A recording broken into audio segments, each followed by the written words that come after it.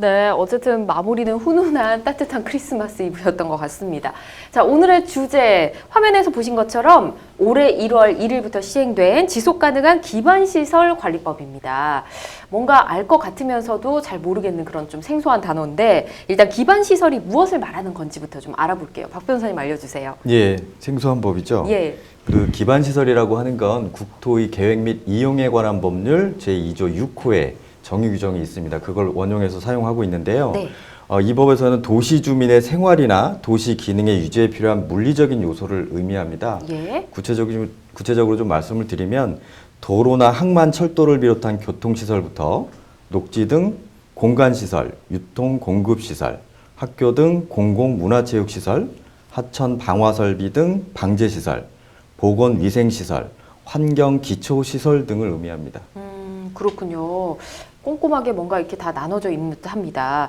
근데 기반 시설을 관리하는 법이 사실 그동안 없었던 건가요, 그러면? 네, 그렇습니다. 이제까지는 기반 시설을 이제 선제적으로 하지 않고 사후적 대응을 하는 형태였는데 네. 이번 법안으로 인해서 선제적 투자로 전환된다라는 게 핵심입니다. 네. 이 법안은 이제 안전사고가 빈번하게 발생하는 상하수도, 도로, 교량 등 국민의 생활시설의 점검과 개량을 의무화해서 국민의 불안감을 해소하고 네. 안전한 생활 환경에 기여할 것으로 기대를 하고 있습니다.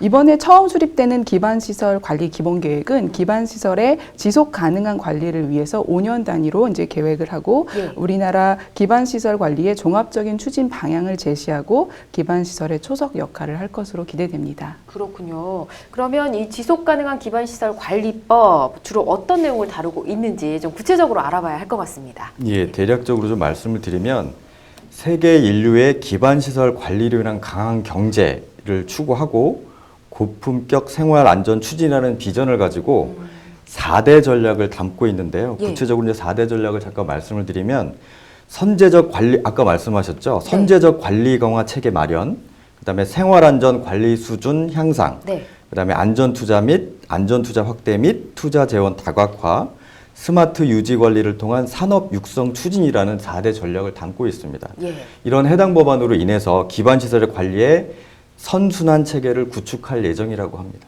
그렇군요. 구체적인 내용까지 좀 짚어봤고요. 그러면 이 기반 시설에 대한 선제적 투자 어떤 것들이 좀 예상이 되시는지 좀 궁금하네요. 네, 정부가 이제 안전하고 지속 가능한 기반시설 관리를 위해서 예. 2020년 올해부터 2023년까지 4년 동안 연평균 8조 원을 안팎으로 투자하기로 했습니다. 그렇군요. 예, 먼저 노후 교량과 터널에 대한 안전 관리, 네. 또 사고 다발 지역 보행자의 통행 시설 개선, 또 노후 도로 포장도 이루어집니다. 네, 철도 부문에서는 2022년까지 일반 철도 3,421km, 고속철도는 692.8km에 대한 개량과 정비가 진행이 되는데요. 이런 법안이 생기게 된 큰 영향을 미친 사건이 있습니다. 네. 2018년에 KT 통신구 화재, 네, 그리고 백석역 열수송관 파열 이런 네. 큰 사고로 있어가지고 송유, 가스, 열수송관 등의 위험이 큰 관로에 대해서 안전 관련 투자 규모도 5년 동안 4,908억 원으로 네. 늘렸는데 이 액수는 이전에 5년 동안의 액수에 비해 4배가 늘어나는 액수라 그럽니다. 그렇군요. 예, 통신구랑 전력구 내부 케이블도 불이 붙기가 어려운 난연제로 변경을 하고 또 최근 사회 문제로 대두된 땅꺼짐, 그러니까 싱크홀 현상에 대해서도 2020년부터 20년 이상 된 이때까지 20년 이상 된 낡은 하수 관로의 1,507km를 교체도 하고 보수도 한다고 합니다. 그렇군요. 참 다행입니다. 네. 그리고 이제부터 이 민간 기반 시설인 열수송관 통신구에 대해서 관리 주체인 민간 관리자와 민간 사업자가 있지 않습니까? 이 유지 관리를 더 체계적으로 할 수 있게 뭔가 바뀐다고 하더라고요. 네네. 국민 안전을 위해서 공공이라든지 민간 따로 없이 예. 통신구, 송유관, 가스관 등 민간이 관리하는 주요 시설에 대해서 안전관리의 필요성이 좀 강화됐습니다. 그래서 이번 개정 법률을 보면 예. 아까 말씀하신 것처럼 현재보다는 체계적인 관리를 도모하고 있다는 표현이 맞는 표현인데요. 예. 구체적으로 좀 말씀을 드리면 그 공공성이 강한 민간 관리 시설의 관리를 강화하기 위해서 네. 민간 관리자와 민간 사업자를 주 관리 주체로 포함할 수 있도록 했고요. 그렇군요. 네. 예. 민간이 주최하는 관리감독기관을 지정을 해서 네. 그 민간 관리 시설에 대해서도 공공시설과 같이 그 관리감독기관이 관리계획을 수립하고 관리를 유지하고 네. 또 성능을 개선하는 기준을 그대로 적용하도록 했습니다. 예. 또 국가 또는 지방자치단체가 열수성관, 통신구 등 민간 관리자 소관 시설의 실질적인 유지 관리를 위해서 융자 형식의 비용을 지원할 수 있도록 했다고 합니다. 그렇군요. 좀 더 관리가 체계적으로 이루어질 것 같습니다.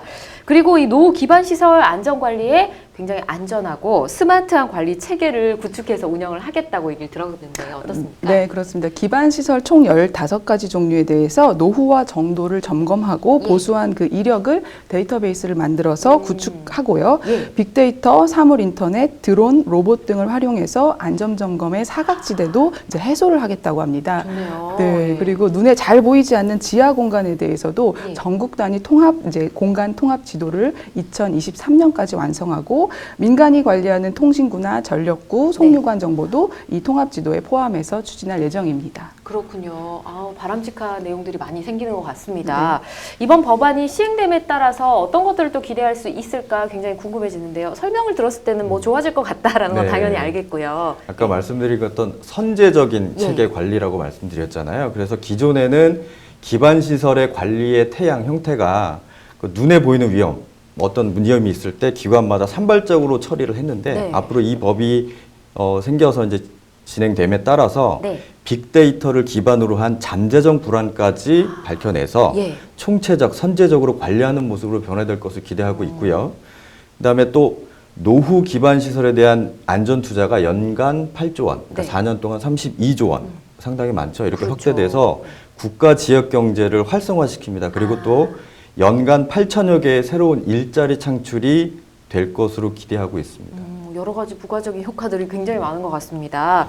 노후화된 기반 시설의 이 선제적 조치로 인해서 재정이 절감되는 건 물론이고요. 또 만에 하나 있을 수도 있는 악재를 미리 예방할 수 있을 것 같아서 뭔가 마음이 좀 안심이 되는 그런 느낌이긴 합니다. 자, 아무쪼록 매년 거듭되며 더 실질적인 도움이 되는 법안으로 자리매김했으면 하는 바람 전해보고요. 여러분께서는 지금 생방송 법률 상담 함께하고 계십니다.